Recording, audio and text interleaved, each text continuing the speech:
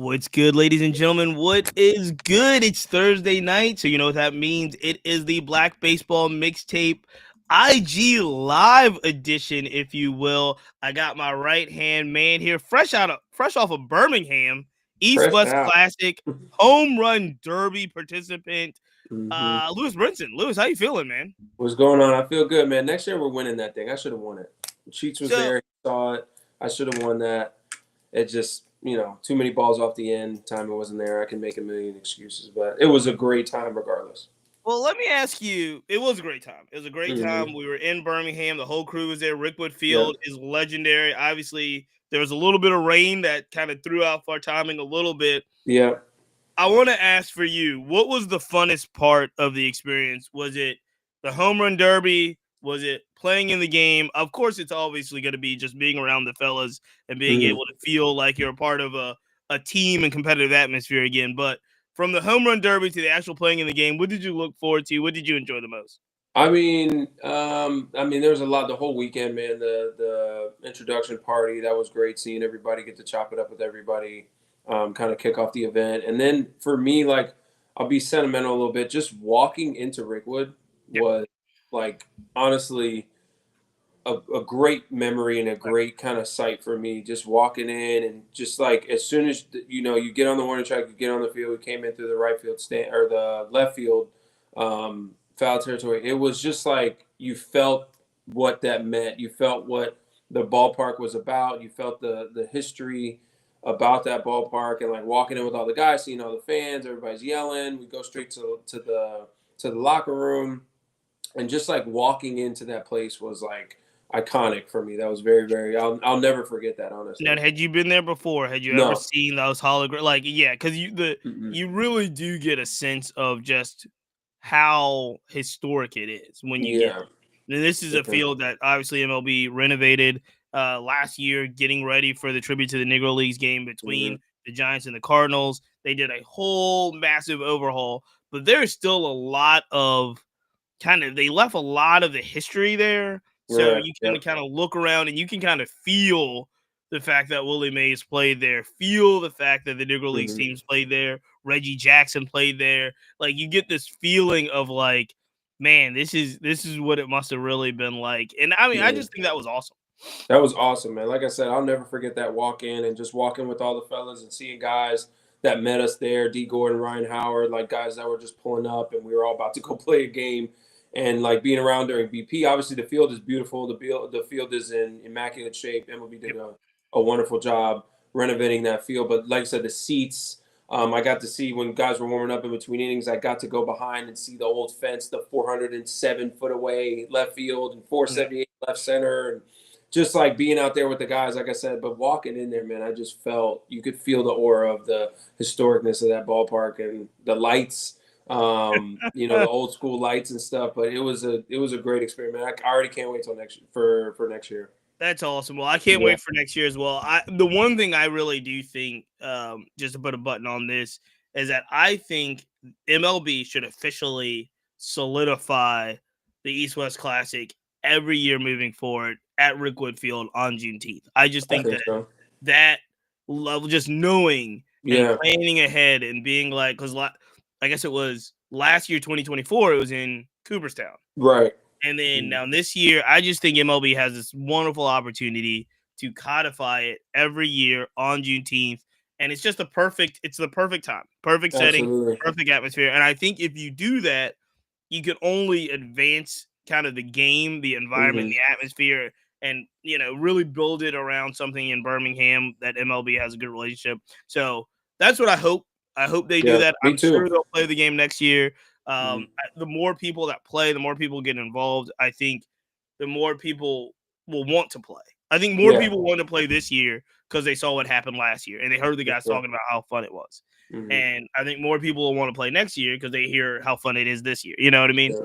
So, because it's More again, guys would just want to show up, like, and just show right, face and and just be be around around. that Because again, atmosphere. Yeah. it is a task, bro. It's Hmm. like if you're not active, Hmm. nobody wants to embarrass themselves. You know what I Right. mean? They want to get Right. out there. They want to look like they still have. So it is mentally and Oh yeah, it's a physically, it's this competitive. It's a process, right? competitive game. Yeah, it's a Yeah, process it's a getting ready for process. it. I had to hit. I had to hit twice. I had to make sure everything was still Right. working right and stuff. So Right.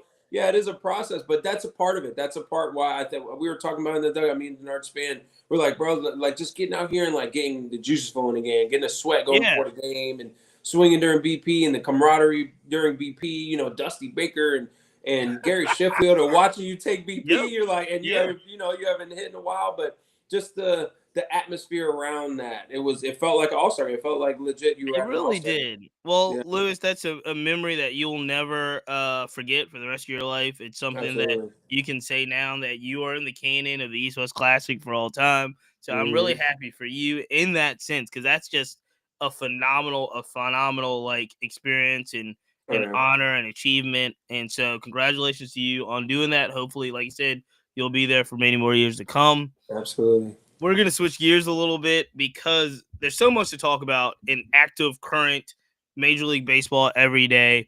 And one of the things that I'm excited about, we both just talked about it before we came on the air. We're both going to be in Atlanta this year for the All-Star game. Mhm. We'll be there at different times. I'll be there early. You'll be there a little bit later. Yep. The fact that, so this will be my third All-Star game. I cannot believe I'm saying this out loud. This will be my third All-Star game. And Mhm. 2 years ago, my first All-Star game experience was in Seattle. Last year it was in Texas. So Mhm. this is, for me, going to Atlanta is the first time where I feel like, I hate to say it this way, but like we're Say it. really in, Yeah. Go closer to ahead the and East say Coast, it. in the South, closer to like civilization in that sense. And I Yeah. mean, I really think people are going to show out in Oh, Atlanta. I think so too. And so I'm really, really excited about All-Star Game. One of the things that I don't necessarily love, and I want to ask you if you like this. This is the process of what's become MLB All-Star voting. Yeah. I can't keep up with it because now Mhm. it literally is like there's a first round, there's this cut, there's this second, and I just look. I'm all for fan voting. I'm all for fan participation. Like I'm for letting the fans know who they want in the Mhm. game. But this seems to be like voting up to 5 times a day. This just seems the most convoluted, confusing process. And I'm asking you because we are going to go through where the fan vote is, and then we're going to go through who we think should be considered as well. Do Yeah. you like this do you understand the process? And do you I like under the process? I understand the process a little bit. I don't necessarily like it just because I like it and I dislike it just because obviously you want to have the fans have in the game who they want to see play in their game, and you want to give their get their opinions in it, but you know a lot of guys, and I think everybody that they have voted in deserves to be there. I don't know about everybody deserving to start in the All Star game and having the most votes, and it turns into a popularity concert, Right. or concert contest. Um, but like you got Aaron Judge and Otani for sure; those guys should be starting. Those guys should be there, 100%. But then you got maybe we could possibly have a whole National League Dodger team. You know what I'm saying? It could be nothing but Dodgers out there. You could But have all Dodgers and all Yankees, and basically, all Yankees out there. based off of And you fan got base and fan you vote, got right? the big cities. You got the Right. Mets. You got the Dodgers. You got the Yankees, and they're all voting constantly, and that's a big fan base. So like some of these smaller market teams with guys that should be at the game are getting kind of snubbed. And I just don't feel that process. Ultimately, who's supposed to be there is going to be there with the manager or the coach's vote, manager vote, and just who has been putting up the numbers. But I don't know. They give a little bit too much control to the fans, and deciding who's going to start because some guys should be able to start, some guys, shouldn't be starting or whatever the case may be. But ultimately, it will shape itself out. And it will all come together. You think But so? You think it balances out in the I wash? think it'll Like, balance out. The I guys just that feel should be there. But I just don't know about the starting factor. Like those I guys that feel should like be starting are the going to start. process makes it too gimmicky. Like again, Yeah. voting up to 5 times a day. Now and again, we are baseball fanatics. We are in it. Mhm. We're watching, we're reading the social medias, we're reading the articles. But if Right. you follow on, social media, you'll see the clubs themselves lobbying very Hmm. hard And their for their teammates. guys. Like, Teammates are vote, lobbying for him very hard. right, vote for so and so. He just hit a Yeah. home run. Vote for so and so for the All-Star game. Vote up to 5 times a day. I just feel like it's it's a bit much and it seems gimmicky. And it's like I want who the fans want to start in a game, especially if it's close. But I also want the best players to play in the game. Right. And so I don't want like a player to lose an opportunity to play in the game because they play, like you said, in a smaller market or they're not, as commercially successful as someone else. Right. We're gonna go through it. There are definitely some legacy picks in the fan voting, right? Yeah. There's some legacy picks there, and again, I understand it if that's what the fans want. That's what the fans want, but I don't want it to cause somebody a slot. Before we go through, the other thing I want to ask you. So you're okay. You little mixed feelings, but you think the fan vote's gonna wash itself out. Do you like that? Every Major League Baseball team needs at least one All-Star. Yes. Like you like that aspect of yes. Tell me why. I like that because just for the simple fact of you make you give somebody a chance that might not have a bigger market and you give them notoriety, like the Marlins, the Twins, the A's, like these markets that the Brewers, like these markets that don't have the big name guys, right. And not everybody is watching their games. But like some guy that's having a really good year, some guy that's hitting maybe 300, being a little bit brushed under the rug or kind of behind the curtain, somebody's hitting 300 with 15 and 55 RBIs that ultimately the fans aren't voting for, or they just get overlooked by some of these massive numbers and these massive superstars in these other markets. They get a chance to go. If you're having a good year on, the Rockies or the Marlins or, right. a team that's not, a top of their division, you get a chance for a guy that's having a really good year to reward him and go to the All-Star game that he might not ever get to go. That might be his only All-Star appearance. Right. And I've had friends, I've had teammates that have made an All-Star team and hadn't had a chance, since then or ever again. So that's a good notch to have on your belt. You made an All-Star team, whether you're on the Yankees, whether you're on the Colorado Rockies this year. You know what I'm saying? So those guys that are having good years, being able to recognize those guys and being able to, send them to the All-Star game because they deserve it. Just because you're playing on a team that isn't, like I said, atop the division, you still deserve to be an All-Star. You have an All-Star start of the season. So yeah, I love the fact that every team has to have at least one representative. I like it too. I think it's a good thing, and I think they should keep it. I like it actually more for a fan perspective. And what I mean by that is, again, you're a White Sox fan last year, you're a Rockies fan this year. You may not necessarily have a deserving All-Star. Right. Your best player on your team may not be a deserving All-Star. But if you're a fan of that team, it's really cool to be able to root for. Like, I remember, in years past where, like, it would usually be the hometown guy, right? Whoever the home team, right, host he city, gets automatic. He's automatically in. They get to start, and they get this like announcement where it's like the start. They get this huge ovation, and it's like I remember when the Orioles were. I grew up a lifelong Oriole fan. I remember when the Orioles were really bad. I still wanted to be able to cheer for my one All-Star, right? So it's like I do like it. I like it from a perspective that every. Like you do not want to be as a fan. You don't want to be shut out of the All-Star game, even if it's like relief pitcher X, which usually happens on the bad teams. It's going to be like an arm. You know what I mean? But you're having a good year. You deserve to go, man. It's I cool love for it. the players. I love that. It is cool for the players.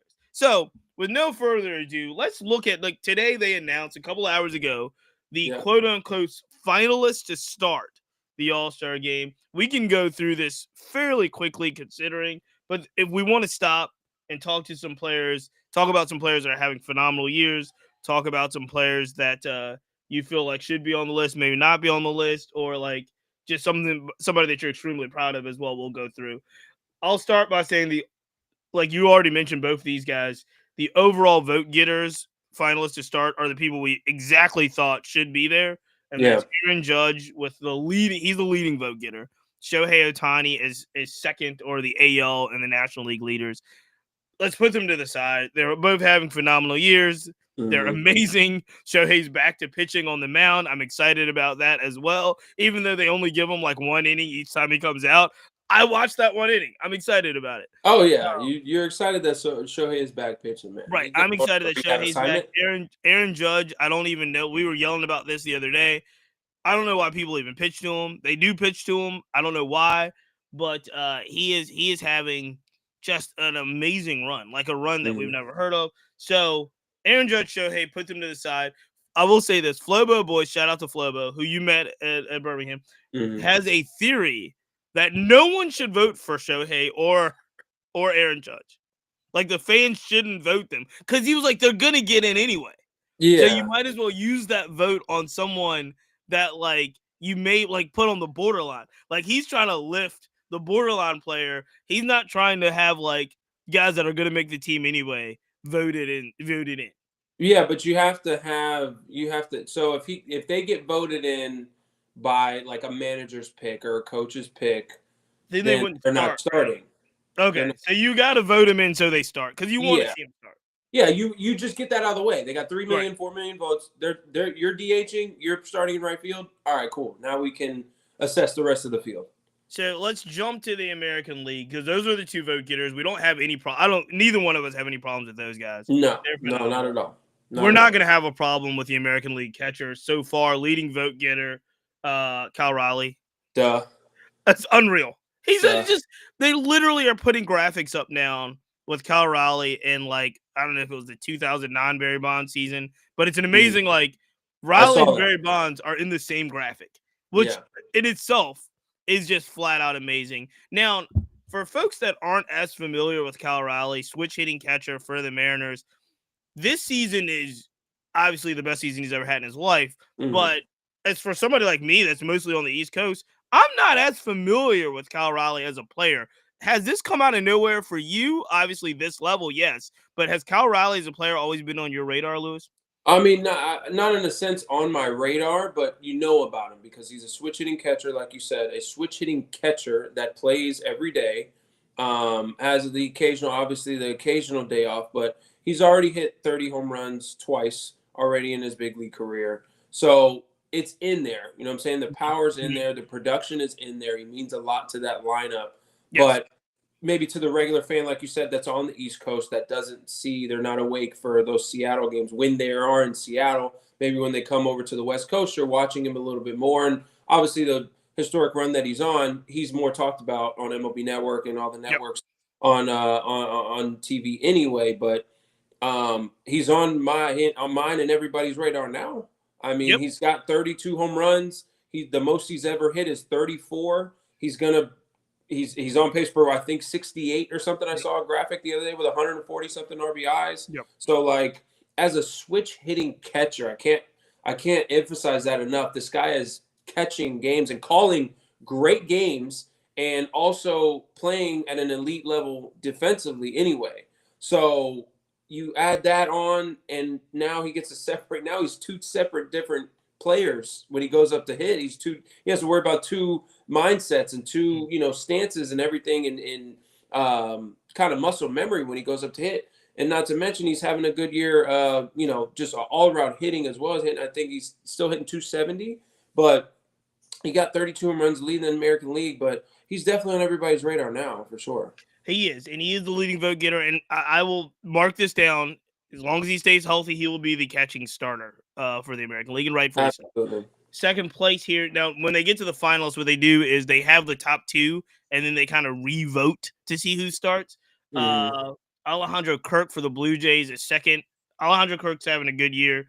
It's not Kyle Riley's year, and he's way behind in the voting, so it's not like he's going to win. So let's jump to first base. This one's a little bit more compelling.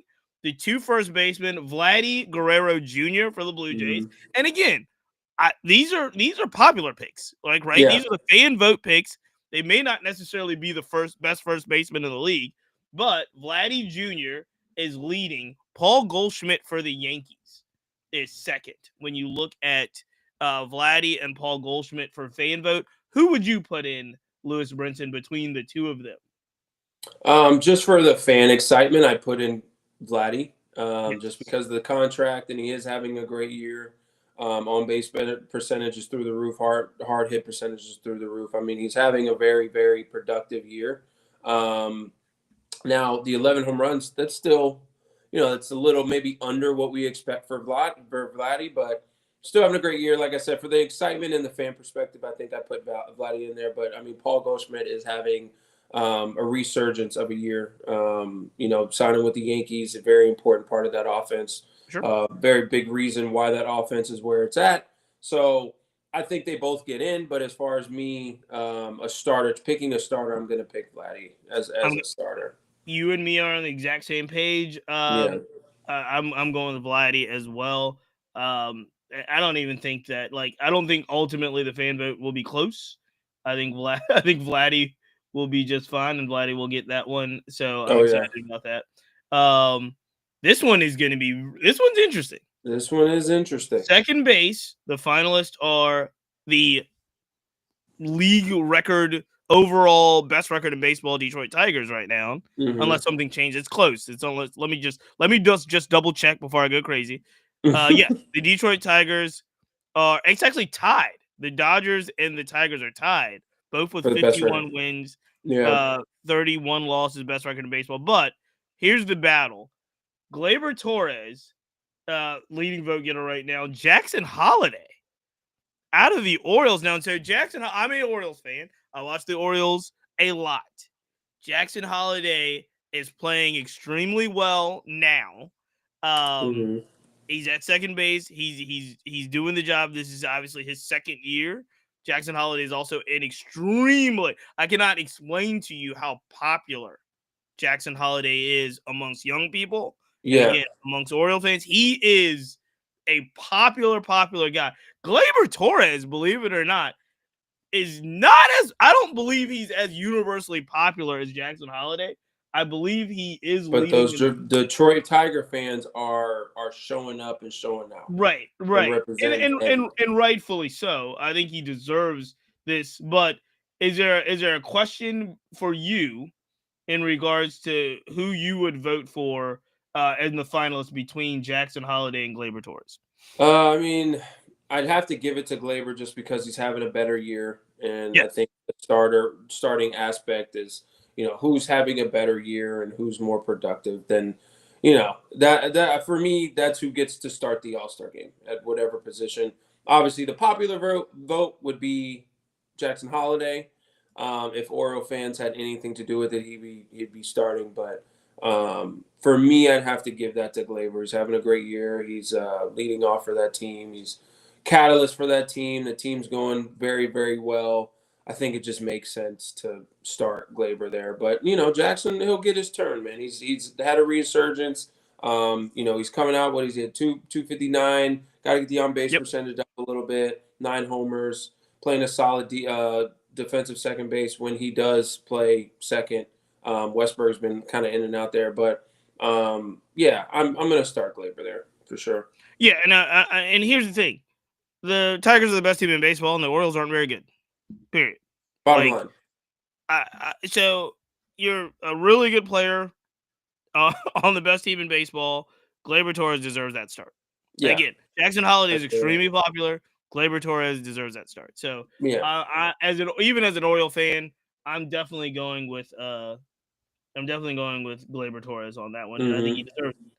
Here's a fun one, and I think the answer is already written for us because Alex Bregman is on the IL right now, and I believe we always talk about it. Most underrated player in the game, Jose Ramirez, Alex Bregman. I think Alex Bregman more for popularity. I mean, he was playing well, but I think more for popularity. Ramirez is the best third baseman in the American League, right? Yeah, and should be starting the All-Star game.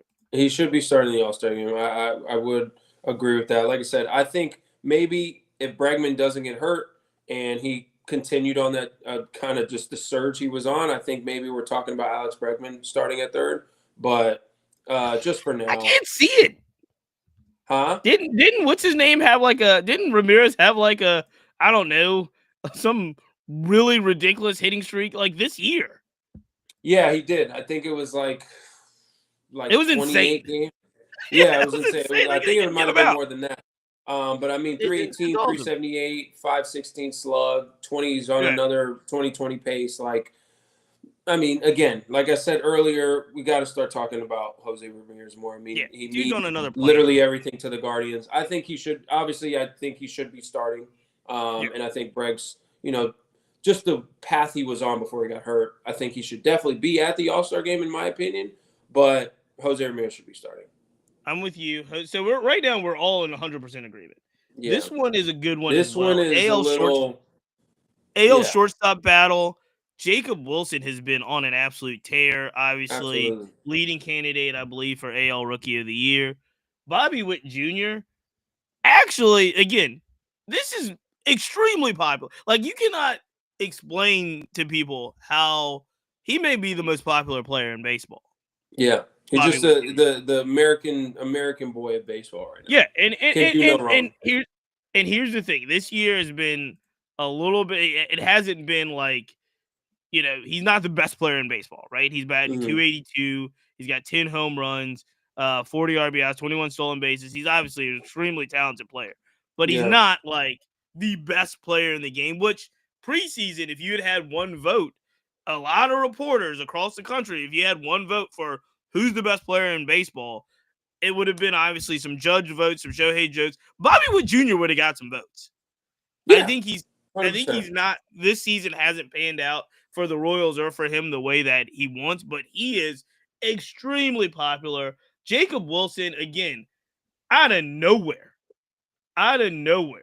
but definitely deserves it. He is playing completely out of his mind, 23 years old, and just extremely popular. He's, just doing well as well. Who would you put in the starting lineup, Jacob Wilson or Bobby Witt Jr.? Neither of them. I'm putting Jeremy Pena there. I like it. The guy This is the first zag. I like it. He's second in baseball in WAR, hitting Love it. over 300, playing elite defense, running the bases elite. Like, he means everything to the Houston Astros right now. He should be starting at shortstop. I know the fans in Houston need to wake up and start voting for this man, and he should be starting at shortstop. There should be no debate there. Bobby Witt is Bobby Witt, and Jacob Wilson is having an amazing year. Probably going to win Rookie of the Year, but Jeremy Pena should be starting at shortstop. Point blank, period. I love this zag. This is absolutely phenomenal. Absolutely phenomenal. I think this is where we need to be in regards to the conversation. Now, with that said, still starting Jacob Wilson, I think. Just because he's hitting 350? I mean, just because he's hitting 350. Well, listen.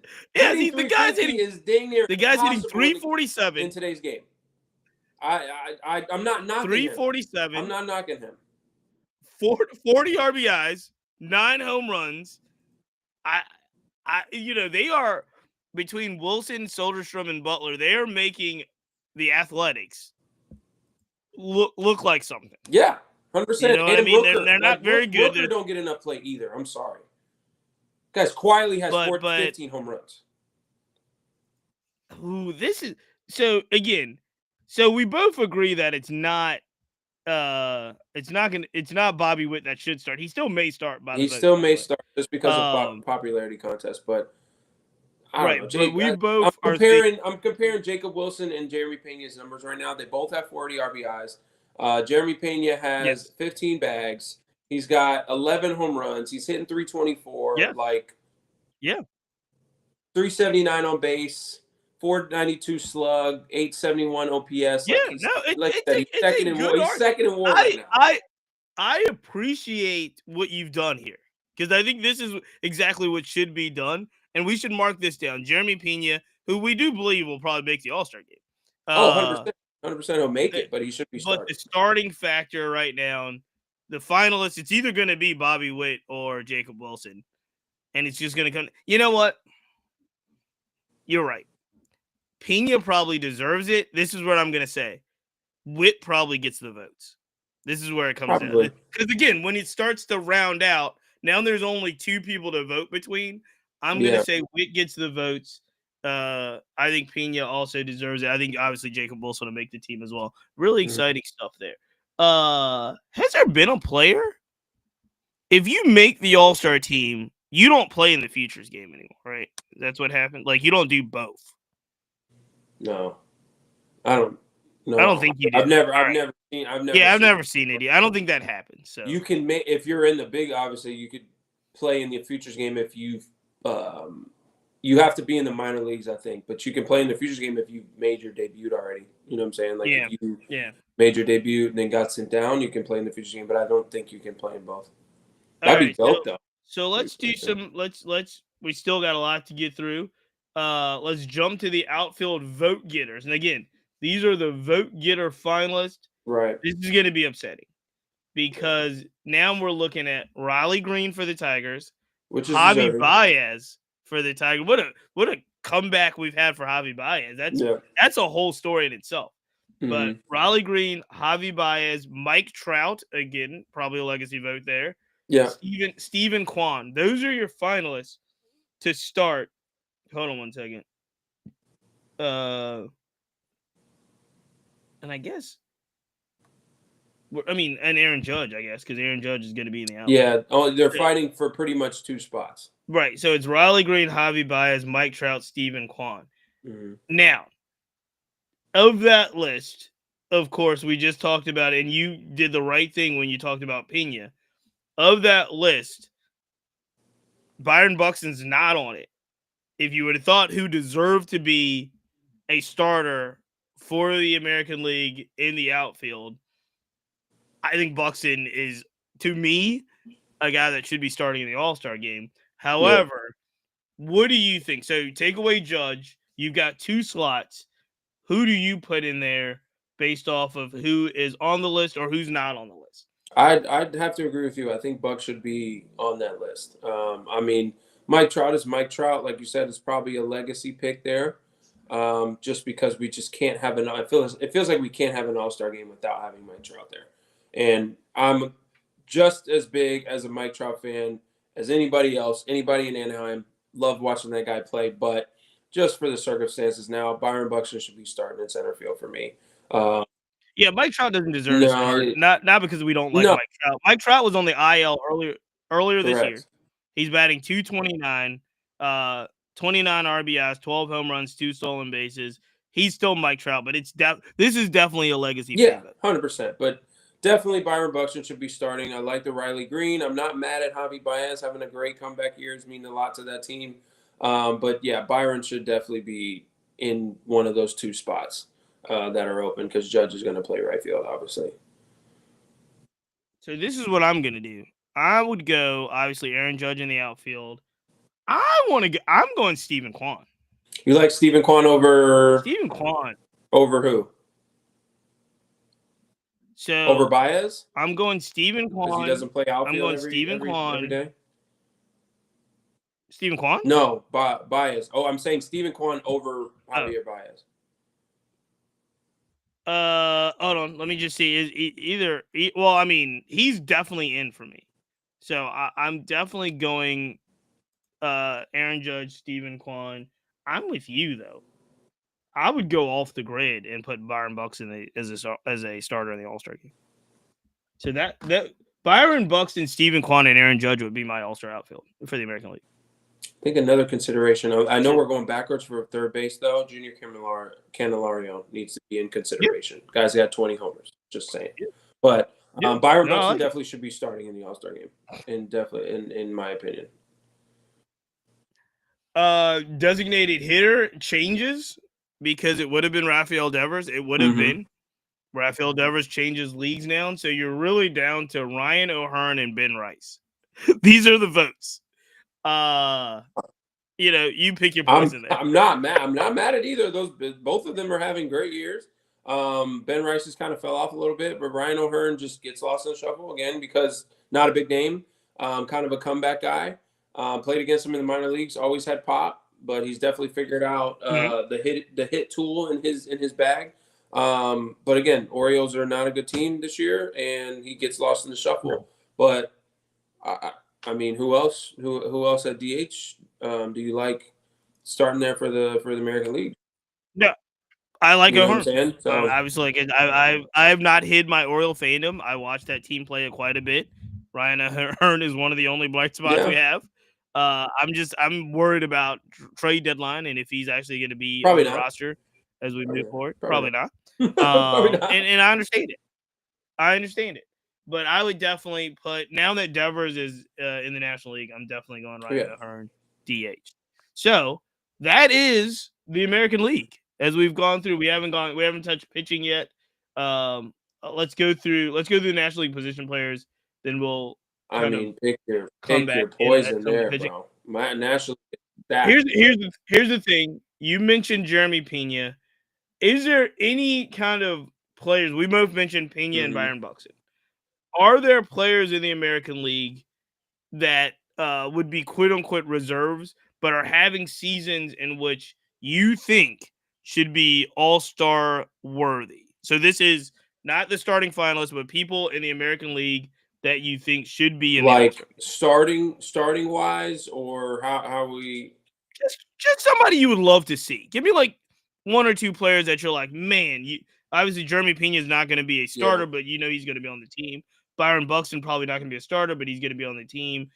Jacob Wilson probably won't be a starter if Bobby Witt gets it, but you know he's going to be on the team. So it's like, you know, a guy like, say, Karen Ilario, Cody, and the first baseman I'm blanking on his name, for the Rays. Aranda. Yes, Jonathan Aranda. Jonathan Aranda. He's hitting 330 with 9 and 41 and 898 OPS, bro. Should definitely that's the thing. A team like the Rays, right? None of them were finalists, but you're looking at Brandon Lowe as well. Brandon Lowe is having what could be an All-Star year there. Cody Bellinger for the Yankees is a name that's getting thrown around there. So yeah, there's some interesting position players in the American League. Again, we're not like, look, you and I both, we're not pitching experts. I'll say this: we know Crochet for the Red Sox is going to go. We know Max Fried for the Yankees is going to go. Hunter Brown is going to go. Hunter Brown might start. He might start the All-Star game. Hunter Brown, I wouldn't be mad at that, right? But he's not going to start for the American League because of Skubal, right? Right? Is Tarek Skubal there? Is he alive? Guys like Rodon has had some really good years, right? So look, again, you're with me. Pick your poison when it comes to the pitching, right? Let's jump over while we have the time. Let's jump over to the finalists of the National League. Again, leading vote getter for the National League is Shohei Ohtani. We already know that. He's in the DH slot, which is interesting. The last two, Freddie Freeman, Pete Alonso. Are you mad at now? Pete started off hot. I think he's cooled down. Freddie, again, former MVP, one of the most popular players in all of baseball. Rightfully so. Apparently, he's the nicest guy in the world. And he plays for the Dodgers. So these are Dodgers, Mets, Freddie Freeman, Pete Alonso.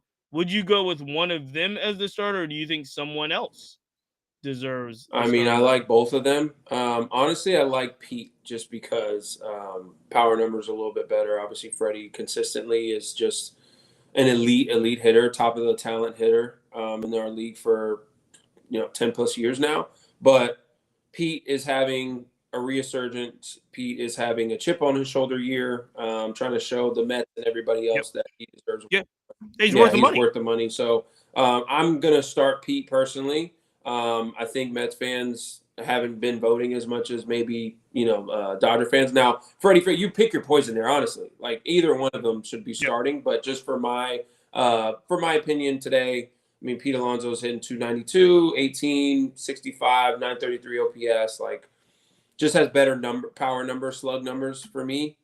So I'm going to start Pete on my National League All-Star team. And I mean, here's the thing. The Dodgers are, again, this may not matter to you, but it may matter to some. The Dodgers are 51 and 31, right? So the Dodgers are a better team. The Mets are good. The Mets, it's not like the Mets are something to slouch at. Freddie Freeman's slash line is 310, 382, and 504. He's doing really well on a really good team. But I'm with you. I'm probably going to go with Pete here at first base for now. Don't know if he will actually get the votes. More than likely, Freddie will be Mm-hmm. starting because it's a fan Yeah. vote. That again, now with the last two guys, the Dodger fans are going to show out. They're going to have more votes than most Right. other people, and Freddie will probably get that nod. But Pete Alonso doing well. We jumped over catcher. I apologize because it's going to be Will Smith. Will Smith is the finalist with Carson Kelly. A lot of folks don't even know who Carson Kelly is in Chicago. Will Smith plays for the Dodgers. He's now really picked up his pace as well. Like, hats off to the Dodgers, Mm-hmm. by the way, because the Dodgers have to deal with a whole bunch of nonsense, and all they do is come out and win games, and they win. The Dodgers, to me, surprise me so much because they win so many games when Mookie and Freddie don't really they're not the catalyst on Yeah. offense, No. right? Like, I can't say that about Shohei because it seems like every time Shohei comes up, he does something Yeah. amazing. So I can't there are very few 0 for 4 Shohei Mm-hmm. games. But if you're looking at the box score every night for the Dodgers, there are some days where Mookie's not hitting and Freddie's not hitting, and it's like you said, it's Max Muncy who has gotten literally like 272 RBIs in the last 3 games. He's got 2 grand slam home Yeah. runs in the last He's 3 got the games. clutch factor So for it's sure. like He's one of those guys. Muncy's coming on, Will Smith, Tommy Edmonds, Kiki Hernandez. It's like all of these guys, Teoscar Hernandez. Ajes. The Dodgers are really Yeah. impressive. And so I say that to say, unless you have a really big argument, Will Smith is going to be the I starting do not catcher. have a big argument. Will Smith should be starting at catcher for the National League for sure. Okay, so we've got Will Smith, we've got Pete for us over Freddie, but he's a finalist. Now we've got second base Kettle Marte, who's obviously been in the news recently. Tommy Edmonds, because the Dodgers always get in the finals somehow, some way. Somehow, Kettle Marte. Ketel Marte should start. I mean, he's been doing this for years now. 15 bombs, 32 RBIs, a lot of solo homers there. He did miss some time, but he's made up with it. He's made up for it since he's been back off the IL. 1,000 OPS, 313, plays a solid second base, solid catalyst for that offense, gets that offense rolling. So, yeah, Ketel Marte, switch hitter at that. Ketel Marte's starting at second base for me for the National League once again. All right. Third base, we have another Dodger. Max Muncy's in there, Manny Machado. It is what it is here. I'm going to also – it's like, look, it's the real All-Star and then, like, whoever the Dodger starter is as the backup.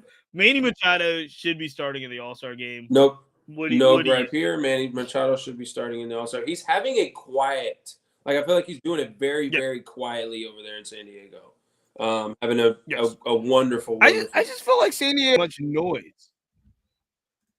I feel like San Diego. What's that?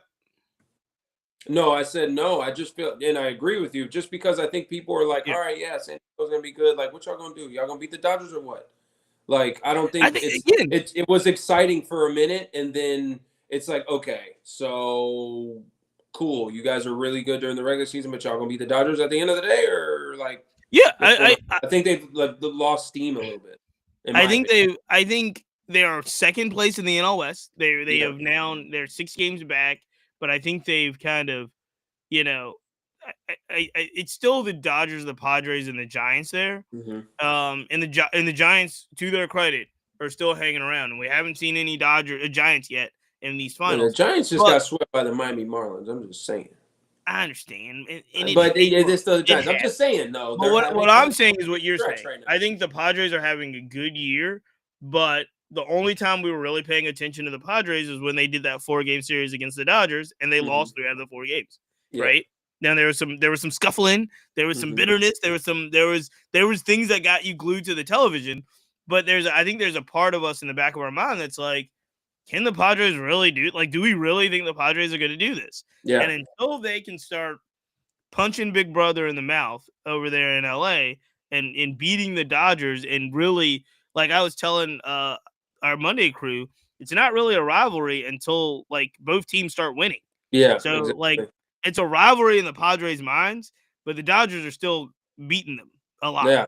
It was honestly, I hate to bring it up, but it's kind of like us and the Braves, 18 through 21. It was like it wasn't really a rivalry because they were beating our ass the entire time. So like it wasn't really a rivalry until we actually beat them. So we hated them.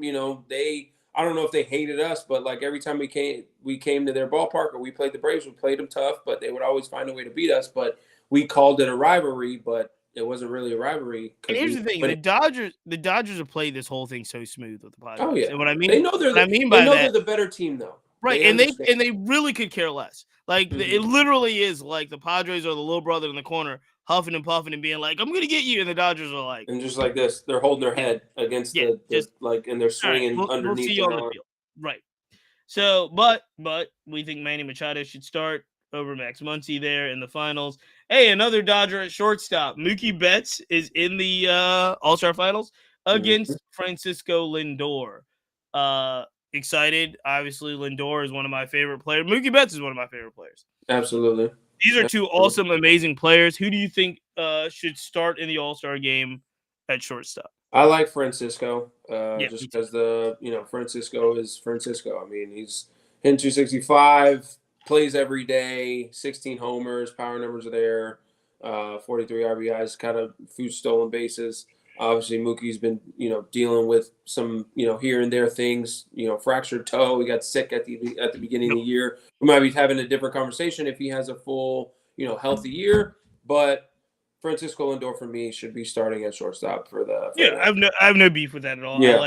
And Lindor, who's traditionally a slow starter, started really fast this season. But Ellie De La Cruz is not in the conversation. No, he's not in the conversation for me. He's not in the conversation to make the All-Star team at all? No. He's going to make the All-Star team. Is he in the conversation? But not a starter. Not a starter. I'm just saying. No. He's not in my conversation to start. No. I'm surprised Red fans aren't all over Ellie De La Cruz, man. They should be. They should be. He is an exciting player. He is proven that he's not like, for lack of a better term, he's not a flash. Right? Yeah. He's a guy with staying power. But he's not. Lindor should be starting. No, Lindor should be starting. I think. But no, I've got Ellie De La Cruz. I've got Ellie De La Cruz making the All-Star team for sure. Yeah. This is where it gets fun, honestly, because now these are the vote finalists, right? So this is not like we just talked about with the American League. This isn't like Byron Buxton, who we really think should be on the team, and he's not a finalist at all. These are the finalists for the National League. PCA, who's having an amazing year. That's Pete Crow Armstrong for the Chicago Cubs. Teoscar Hernandez, because every Dodger has to be in every position. Ronald Acuna Jr., who's only played like 2 games, but he's the best hitter in baseball right now. Kyle Tucker, Andy Paez, and Juan Soto. These are the finals.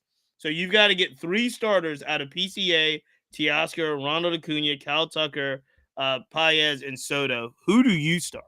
I'm starting PCA in center. I'm putting Kyle Tucker in right, and I'm putting Andy Paez in left. Andy Paez.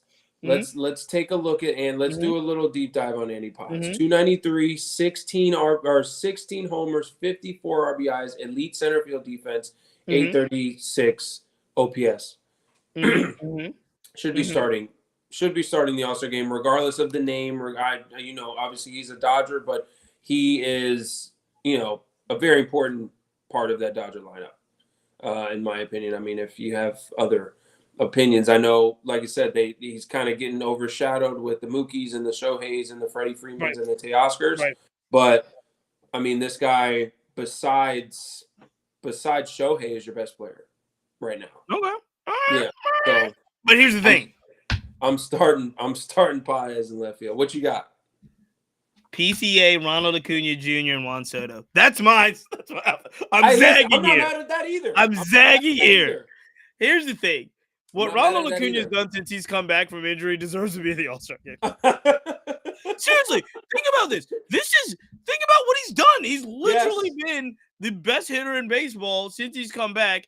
Maybe outside of Aaron Judge. Judge is maybe better. I'm not mad at that at all. And think about last year. If you're going to start Paul Skeens in the All-Star game last year, where he only pitched a couple, what I don't know what he had less than 10 starts. I want to say That was a hype start. Now what he, right? No, yeah, I loved it. I loved everything I about it. loved it too. But I'm just saying, Ronald what it Acuna is. It was deserves hype. a hype push because he hasn't played that many games. He hasn't played the Yeah. games that the other guys have played, but he's amazing and he's playing amazing. And I'm putting Acuna there. I'm putting PCA there.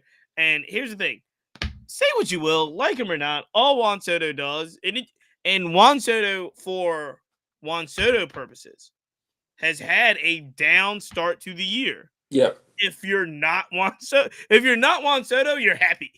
Oh my God! If you're What? I'm if happy you're for that at the end of the year. right, if Those you're numbers. Juan Soto, you're like, this sucks. And now all he's done in the last couple weeks is turned it on and Yeah. become the Juan Soto. Like, again, he hit 2 last night that I was just like, this guy is flat out amazing. And then you blink, and Juan Soto is just right back up there. Well, it was the same thing with Devers. Remember with Devers? At the beginning of the year, Devers was like angry and he was like 0 for 21 or 0 for 18. With 19 And everybody's strikeouts like, on what's him, the yeah. matter with Devers? And then all Devers did was become the best hitter on the Red Sox. Like, you I look wasn't up worried and about. you're like, he's the best hitter on the Red Sox. Yeah. That's what happened to Soto. And shout out to my guy, Alex Heiseth, for sticking with the plane. Because he was like, Cheatham, I'm telling you now, Soto's going to be fine. Like, Soto's I going to be had good. no worries about This is, Devers or Soto. yeah, Hitters yeah. are going to hit. He's going to find a way to hit, and that's exactly what he's doing. I was not worried about either of them. If anybody was, I put that post out the other day of me and the Sun. I'm like, y'all Met fans need to chill. You guys don't realize who you got. Yeah, He got that money for a reason. But I'm not mad at that at all, Cheats. I'm not mad. those are who I'm starting now. I'm not mad. Now, the player that is not in consideration at all, that I do think should be a starter in this game, in the National League, in the outfield, James Wood. I knew you were going to say that, and James Wood should start. He should be starting in the All-Star game. He should be starting it. I'm not mad at it. I can't be mad at that. He's got 25, 22 home runs. I'm not mad at that. Now he's gonna make the team. He's gonna make the All-Star team. I would state James Wood. I would start James Wood, and I'd put him in there. Yeah, man, 277, 22. We didn't mention Tatis. Mm-hmm. He's had an amazing year. He's going to be on the team. He's not in the final fan vote because San Diego. I don't know. But yeah, Tatis should be there. James Wood should be there.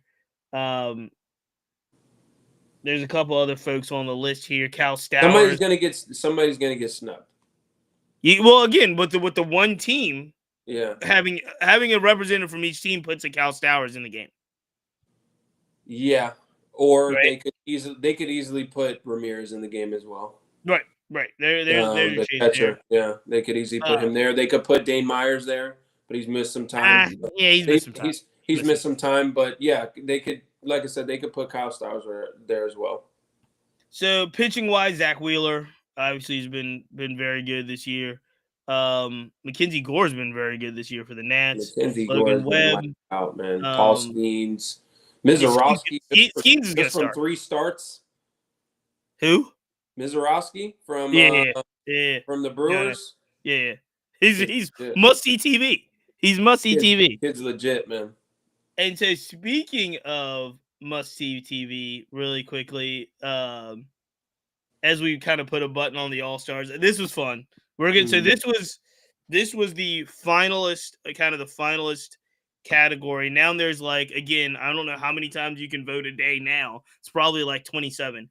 But you went from 5 times voting a day to whenever. But you can only now vote for these guys that we mentioned as the finalists, right? Then you're going to get a starters. And I do think when you limit the field like that, a guy like Bobby Witt Jr. does take over Jacob Wilson. We'll see. We'll see what happens. But a guy like James Wood and Byron Buxton, who are not in the finalists, they have no chance of starting now, right? So they've got to make the team through the reserve picks, managerial picks, and so forth. I hope they do. Which they will. But, so we'll see. Like, I'm not mad at it. I understand it. I understand that the fans need to be involved. When we get to the snub part, I don't like the snubs. You don't like the snubs. because the requirements are going to put some people on the outside looking in. I'm about That to may say deserve to be on the somebody's gonna get snubbed that should be there. Just how it is right. every. It's every year. It's And every year. now Okay. but you got injuries too. I mean, I hope nobody gets hurt. I'm not hoping anybody gets hurt. No, but you do. You have the Yeah. replacement players, and Yeah. I do like that. I like the people that if you know you ain't gonna pitch, don't take up a spot and You sit know what on I'm the butt. saying? Be like, nah, I'm not. I'm out. I'm not gonna have somebody replace me. Like, Yeah. if I know I'm going on the IL, have somebody replace me. You know what I mean? Oh, yeah. Or if I just can't, you're already on the injury list and you're not playing in the All-Star game. You're not gonna pitch. Now you can still be there. There's no, there's nothing saying you can't be there in the dugout because you still had that honor. I have no problem with you being there, but yeah, get that roster spot to somebody else that should be absolutely there and that can pitch for sure. We were just talking about must-see TV. The debut, which was to me absolute must-see TV because I've been tracking this young man for a while. Since Absolutely. the Tennessee to the Wake Forest to the number 2 overall pick, Chase Burns has debuted this past week. Great American Ballpark. He debuted against the Yankees. He wound up striking out the first 5 batters he faced. Struck out his first 6 outs were strikeouts. Just an amazing kind of electric performance. Even though he gave up 3 earned runs, they did get to him a little bit later in his start. I think he finished with 8 or 9 strikeouts in 5 innings. I thought, given the circumstances, he looked really impressive. He actually exited the game down 3 runs. The Reds actually came back and got to Rodon pitched a great game. The Reds actually got to their bullpen, wound up winning the game in extra innings. So Yankee fans were doubly sick. But what did you make of Chase Burns this start and what it could possibly mean for Cincinnati, especially since we just talked about how Paul Skeens kind of did, what he did this last year. Paul Skeens a little bit earlier. Yeah. Comes up maybe a couple weeks earlier and is electrifying and everybody's watching him. And then he gets to start in the All-Star game. Burns isn't going to be in the All-Star game, I don't think, because he only has basically a couple of weeks. He'd only have 2 starts, yeah. Right. But this feels, for real baseball fans, this feels really exciting. Oh, absolutely. First of all, what a team to make your debut against, one of the most potent offenses in the league. You're going up against the Yankees. You find out you're going up against the Yankees. And as a competitor, and I could see him on the mound, he was ready for that challenge. He was ready to take on that challenge and see what you got against, again, one of the best offenses in the league. So I think he went out there with poise. I think he held his own for sure, striking out the first 3 guys and striking out the side in your debut against that lineup. Trent Grisham, Ben Rice, Aaron Judge were the first 3 that went up and went down. Exactly, and you go out there and you do that to that lineup, and you're not intimidated. I could tell that he wasn't intimidated by that lineup at all. You go out there like, man, I know my stuff is good. I know my stuff plays up here. I know I'm here for a reason, and he went out there and showed it. But you have another Hunter Green, I feel like, on your hands right there. You have a 1-2 punch where it's kind of similar, but at the same time, I think it's just a little bit different in a sense. Chase Burns a little lankier. Hunter Green is definitely that power coming right at you pitcher. But I mean, they're both top of the rotation type of talents, but very impressive stuff for Chase Burns. Again, was not intimidated, was not afraid of the bright lights. And the Yankees lineup. So, hats off to him. I can't wait to see his next outing and what it brings. But again, I think you just have a 2-headed monster waiting in the weeds there with the Reds with Hunter Green. Look, someone showed me their possible rotation for next year if everything goes well, even possibly the end of this year, and it's scary good. Speaking of which, Hunter Green, if he had continued on the trajectory that he had without going to the IL twice now, which has been the bugaboo for Hunter Green his entire professional career, is just he's going to the All-Star game. Healthy. He's going to the All-Star game. Yeah, he's going to the All-Star game. And I was making arguments earlier this year that he was the best pitcher in baseball. He had figured it out. So Hunter Green was basically a fastball slider pitcher. He adds a third pitch to that, and he just started to mature and realize how to get people out with the stuff that I had. He was Mm-hmm. going deeper into games. You were looking at, him pitching 7 innings, him pitching 9 innings, him doing the things that he had not done consistently in the past. He was doing them this year, and now it's like this nagging growing injury that he has really is setting back what could be like promises fulfilled, like prophecies fulfilled with Hunter Green. Yeah. Now, this is really interesting for me because we do have a Green on the roster and we see what that could be like. And now you have a Burns coming back, and Burns very similar. Like Burns both of these guys throw their fastball 99, 100, Yeah. right? And they don't have a lot of pitches. So it's either going to be a fastball and a slider. Yeah. Or change up. And, Yeah. and it's really interesting. Burns has the benefit of playing at high level in college where Green did not. Green was drafted Out of high school. yeah, right out of high school. Was Green the number 2 overall pick or number 1 overall pick? I'm not quite sure. He was up there. Burns was the number 2 overall pick. Burns but was I think 2 overall pick, but Hunter Green, I think, was maybe the number 2 overall pick. I think so. It was like very similar. And I mean, again, there's a lot of similarities there. I'll be interested to see number 2 overall pick, round 1. Yes, right. So every level that Burns has pitched to date, he is like double A. He was going 7 innings with 9 strikeouts. Triple A, he's going deep into the games with tons of strikeouts. And now again, 8 strikeouts, 5 innings here against one of the best hitting teams in baseball. I feel like there's something there. Like I'm talking about that's going to get you excited. And again, we know the guy can pitch. It's can he start to get that groundswell of momentum that Paul Skeens got? Paul Skeens had a lot of things going for him, and he still does. Paul Skeens was coming off a national championship, right? Paul Skeens played at LSU, right? Which is, playing in Omaha and LSU. And irregardless of whatever you say, look at what playing in Omaha, playing for Tennessee in the national championship has done for Christian Moore. It's done a lot. Right? It made him a little bit of a household name amongst baseball fans. Skeens had that kind of household name stuff with Dylan Cruz, and you add in his girlfriend Livy Dove and all her popularity. Burns has that level of electricity with obviously not as much PR behind him. But we'll see, I think. But I'm excited. I'm excited to see what him and Hunter Green can kind of the competition aspect of them being in the same rotation. And just like I kind of want to one up my guy over here. I want to one up his start and how Hunter Green's going to rub off on him and give him advice on what to do and kind of be in the strike zone, because Hunter Green has figured out how to be efficient, but efficient in the strike zone. So I think that's going to rub off on Chase Burns, because you still got a little bit of the wild and lively arm, not really pitching yet. I think the stuff is just explosive, and hitters are the extension is there, so hitters are kind of confused. They haven't seen him yet. But I think Hunter Green's gonna that'll rub off on Chase Burns to where it's like, all right, this is how you can be efficient in the strike zone with that electric stuff that we both have. Let me preference this by saying I have never met either one of them.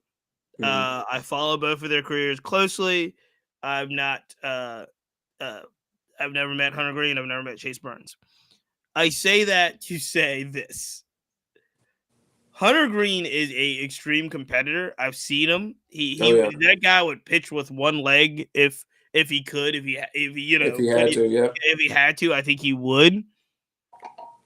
From everything I've seen indication wise, and it could be all a facade because I've never met him, but everything I've seen publicly, Hunter Green could be like the nicest human being in Major League Baseball. Like Hunter Green seems like a nice guy that cares about his community, cares about giving back. He just seems like a nice dude. Chase Burns, I'm sure, is nice as well. I haven't followed him. I've never met him. But he just seems like he has a meaner streak to me. Yeah, I think so. I'm assuming that the Burns streak is a little bit meaner than Hunter Green, in the sense that they're both highly competitive. So you're right. And when I say that, Lou, you're right in the sense that I would love to see how they like work off of each other. I don't think it's a situation where it's going to be like standoffish. Like I think they're gonna be in that quarterback room together and Yeah, try to like work they have together to. to You have see to how take to get advantage of people that. out. But I Yeah. also feel like if push came to shove, like I'm a big F1 guy. If push came to Mhm. shove, I feel like Max Verstappen would like drive his teammate off a cliff, and I think that's where Burns feels like to me. He's the guy that would be the more Verstappen of the group. I don't know. To Hunter Green's defense, when he gets on that mound, though, Yeah, he's a competitive. He's as switch, competitive as a can be. light switch, kind of switches He off really and turns does. into He a just seems like kind a of an nice, animal. like the nicest guy in the world. Yeah, absolutely, and he is. I've talked to him a little bit. He's a very cool dude. Give you the shirt off his back if you needed it. But yeah, like you And said, I again, think and the meaner. we're not saying that Burns is not. I don't know, but No, Burns could be I the don't know him nicest either. I dude. think he's a nice Right, guy. and he could be the No, nicest dude ever. He just seems meaner to me. yeah, he just seems more of a like, man, get out my face type of Oh, attitude rather than Green. I got you. all right, Lou. This has been fun. You before we get out of here, you want to talk about one particular player, and I want to give you the opportunity. You want to talk about two players. I want to give you the opportunity to give your thoughts on both. Joe Adell for the Los Angeles Angels. Yeah. He's not going to be in the All-Star conversation, but he is clearly having the best season of his career, numbers Mhm. wise, in the rotation every day. Joe Adell has become a real power hitter, run producer, outfielder for the Los Angeles Angels. And we were talking on the Monday podcast, and we were like, we're gonna make an award. What kind we're, of we're award? gonna make an award for players that kind of finally, like after years, because Joe Adell's been around the majors for years, and Yeah. it's like after years, kind of finally is fulfilling what people really, really saw as his height of his potential. We don't know if it's health, we don't know if it's maturity, we don't know if it's just figuring it out. We Yeah. were gonna call it this year. We'll call it like the Kyle Lewis Award, and then next year we're just gonna call it the Joe Adell Award because he's gonna win it this year. Yeah. But you'd mentioned it when you were even lightly when you're talking about Hunter Green and how he was coming into his own this year. These are guys that had a lot, like have a lot of hype and fanfare about their potential if they can put it together. It seems as if Joe Adell is really putting it together this year. Oh yeah, and I think obviously you look at the power numbers. Potentially going to have a 30 home run season. We'll see how the rest of the season plays out. Obviously, need the average to be up a little bit. Need that on base percentage to be up a little bit. But he's definitely slugging the ball, and I think consistently hitting meatballs, hitting balls right down the middle, hitting balls that are in the strike zone that he can do damage on. He's consistently doing that now. I think he's figured that out a little bit. Again, Mhm. got to figure out the consistency at the plate as far as like being a better hitter. And then I think the defensive package needs to get a little bit better too, as far as like route efficiency and just being in the right space at the right time. But the power is there. I think coming up to the minor leagues, I think power was always a thing for Joe Adell. But like I said, he's starting to figure out how to be a little bit more consistent at the big league level and maybe make adjustments and do damage on pitches that he needs to do damage on in the zone. Maybe not chasing as much, but again, still have to bring the strikeout percentage down and get that on base percentage up. But I'm just more so impressed of the power numbers, hitting the ball hard, barrel percentage is up, expected slug, bat speed is at the 99th percentile. So he's doing damage pretty much. But I'm kind of curious to see how the rest of the year is going to go and how the league's going to maybe adjust him second half of the season. But I'm really happy for a guy like this that again has been around Yep. up and down between AAA and the big leagues, and now finally getting an opportunity to play every day and show that he can consistently contribute in this lineup. So, I think Joe Adell is on the up and up. Again, we'll see how the rest of the year plays out. I mean, look, I'm with you. We'll see. Yeah, The we'll big see. number for me, when it comes to Joe Adell is 73, Mhm. and 73 is the number of games he's played this season, right? Yeah, In the major leagues. Like you said, he's a guy that bounces up and down, but he's also a guy that has to deal with injuries quite a yeah, bit. So he's not necessarily right now, and I hope he's not anyway, looking over his shoulder for the next guy to replace him. Because again, we talked about that. When you're when you're one of those guys Oh no, that it's tough, man. It's tough. You can that never has play those for. options and they're bouncing up and down, you're looking over your shoulder every week. You're looking over your shoulder every other day, and that puts an ungodly amount of pressure on you, right? Oh yeah, oh yeah. And so I feel like the 73 games that Joe Adell has played, he's been out there in the outfield. Average, again, still needs to be a little bit better, but it's actually better than his career average. He's hitting 230. Yeah. His career average is 215. He's got 17 home runs, which is for Joe Adell basically a season already. Yeah. He's just and he's clutch hitting too. And what I mean by that, he's clutch run producing. So when we're looking at like how the hits are coming, who the runs are coming from, Joe Adell is a guy in that lineup where you may not kind of single out, as the guy that you have to like be aware of, but very much like a Teoscar Hernandez for the Dodgers, you're probably going to pitch to him and he's probably going to hurt you somewhere. So really excited about Joe Adell. One of the guys that we mentioned before we get out of here, we didn't mention him in the All-Star talk. I think personally, if I had an All-Star vote, I may give it to this guy as well. Buxton deserves it. But another guy that I think has battled so many injuries and now seems to be healthy and consistent in the lineup every day and is showing his worth is George Springer. Yeah. George Springer is so good. Yeah. And he's been so good for a long time. But he's always been hurt. Yeah, he got that big contract and he got hurt. Oh, yeah. But when two guys that I think when they're right, Byron Buxton and George Springer, when they're right, just phenomenal. And both of them have been more right than wrong this year. Absolutely. But like I said, George Springer, since Astro days, we know how much he meant to the Houston Astros, right? On those championship runs that they had. But you look at George, he can play all three outfield positions. He's getting a little older. He's 35. He's 35. But Buxton's what, 32, 33? He's my age. Buxton is 30, 31. Right around there, yeah. So Buxton's 31, George Springer's 35. Yeah, exactly. So like you look at George Springer, I mean, this year hitting 260, 358. He's always going to get on base. Last year, obviously, dealing with some things, maybe underlying injuries that we really didn't know about. Had a down year, but 11 home runs. Can play pretty much elite defense at any position in the outfield. But slugging percent, yeah, exactly, good enough to run out there every day. And like I said, getting a little older, he's going to steal you some bags. He's got 8 bags. Base running, kind of value of base running is through the roof. I mean, 825 OPS. So George Springer is a very, very good Major League Baseball player, productive Major League Baseball player. And again, taking control in that locker room a little bit. Obviously, Vlad and Bo Bichette kind of take the reins as the superstars in that locker room. But as far as like holding everybody accountable, I've had a chance to talk to George. And he was with the same agency as me, and he definitely has that leadership aspect. I think he learned a lot of that from Michael Brantley when he was with the Astros. Michael Brantley always held him accountable, and they would battle each other. Who's going to get to the ballpark first? Who's going to work out more? Who's going to take more swings? Who's going to work on their game a little bit more? They always had that friendly competition aspect to them. But I think he's kind of inherited that with the Blue Jays, and he's definitely, you could see him in the dugout. He's definitely taken the role as the veteran on that team and as the leader on that team. And he's flat out good, man. You can't deny that when he means a lot. You are exactly right. What it means to the game of baseball as well. I mean, again, he's been consistent. He's just been a gamer. I think that's the best term for him. He's a gamer. He loves getting his uniform dirty. He loves doing well for the team. Obviously doing well for himself, but he loves to put everything on the line for his team. So, and that's why he has rings. Yep.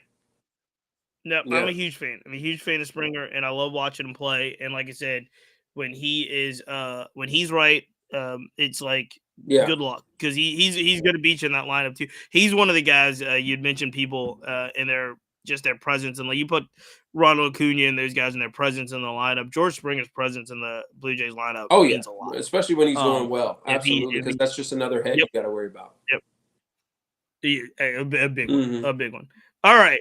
In closing, last person we're going to talk about, just because I know you wanted to mention it, I'll give the floor to you. But you were been really impressed. We talked about Chase Burns in his rookie campaign. We talked about Jacob Wilson a little bit. You were actually really impressed with a Cam Smith out of Florida State, first-round draft pick, Houston Astros. He was a third baseman, converted now to the outfield, got the opening day outfield start. What are you, as you walk through? I mean, he's not like burning it. He's not burning it up.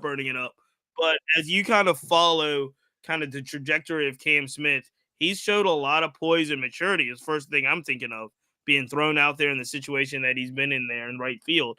But I want nothing but I Yeah. love him. I think his future is Oh nothing yeah, but he's bright. definitely trending upward. But like you said, moving from third base as a rookie to right field and playing a really good right field at that in the new Astros park in the Astros park. But he's like I said, the power's not there yet.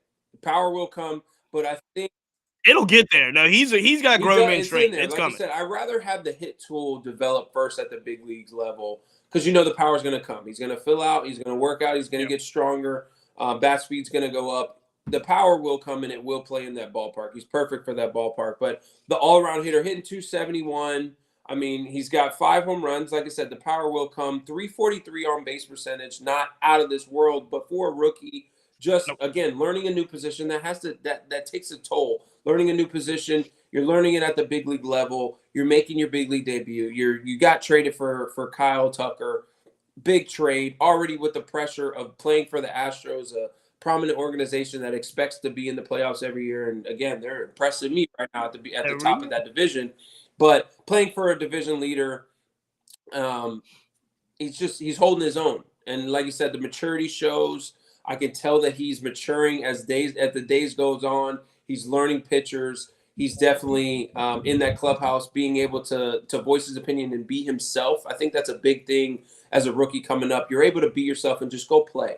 I think Joe Espada and their coaching staff and Jose Altuve and all the rest of those guys that have been there for a minute are letting him just go play and go have fun. Be yourself out there, man. We need you in this lineup.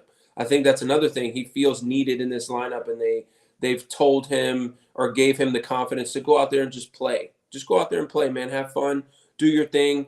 You are a big part of this lineup. Go out there and show everybody what you can do and why you made the opening day roster. So again, he's trending upward. He's maturing in front of our eyes. He's going to continue to learn the league. The league will make his adjustments to him, but he's going to continue to make his adjustments. Again, the power will come. I'm not worried about that at all. The 5 home runs, I'm not worried about that at all. I love the fact that he's hitting 271 in his rookie year, showing maturity at the plate and making adjustments. Again, he's getting on base at a pretty average or a little above average clip. But everything that I've seen for Cam Smith so far, and I knew coming in spring training, I could just tell like this kid was a gamer. He belonged up there. He showed everybody Yep. in spring training that he should have made the opening day roster. The Astros took a chance on him, and he's proven it to be a good decision so far.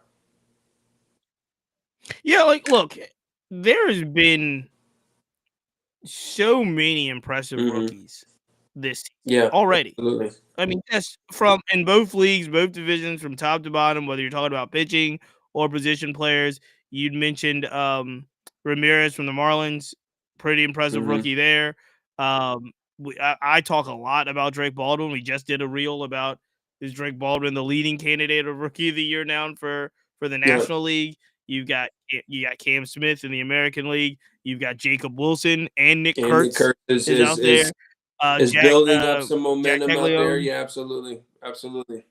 Yep, you got Caglione out there as well, Marcia Mayer, and then obviously at the beginning of the season we were all talking about Christian Campbell, and now he's down in AAA. So you've got some really, really impressive rookies this season. I think Cam Smith is also just the future is so bright for that guy. Mm-hmm. This is a guy that got drafted out of Florida State after his sophomore year because he had been 21. Like so, you in college if you got to stay 3 years unless you turn Mm-hmm. 21.